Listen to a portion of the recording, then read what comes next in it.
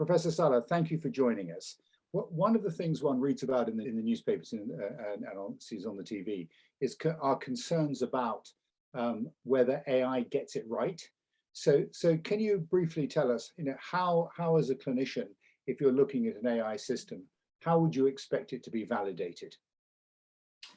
Now, that's a great question. So I think obviously a lot of AI tools in diagnostic imaging, when they were developed to start with, they're developed on publicly available data sets, right? That's how you start. But then you really have to validate your system in real world data. So that could usually start with retrospective data, and obviously in case of MRI, we're talking about multiple vendors, multiple field strengths.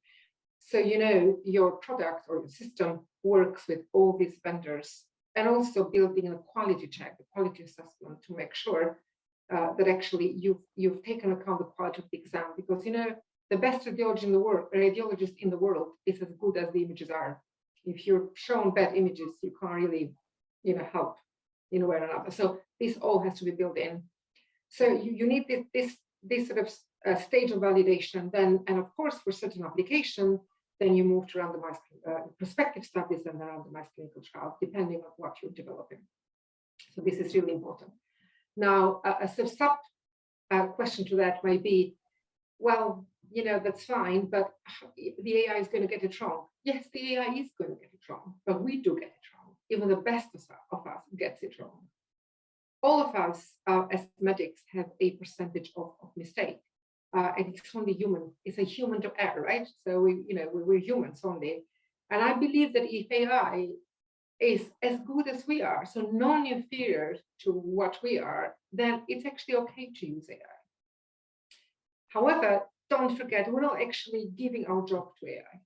What we're doing is we're integrating AI. We're using AI to actually make our job more interesting.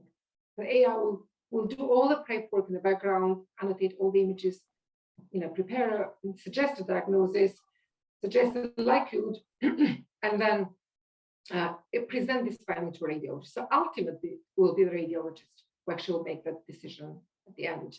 So we will involve AI in our process, diagnostic process and thinking process, and decision support process, but this will be done ultimately with a blessing, say, of a radiologist. And maybe one day will come for certain exams, and I hope that will come soon, that for certain exams that AI thinks are normal, will have the degree of confidence after using and auditing it, that actually we can do that. Then we get, for those 3 exams, we don't really need to look at them. But I think we also need to do an education piece for the clinicians, the end users, as well as for the patients. And the end users is you've got to involve them, as soon as you can in the process of developing a tool, and that's what we have done.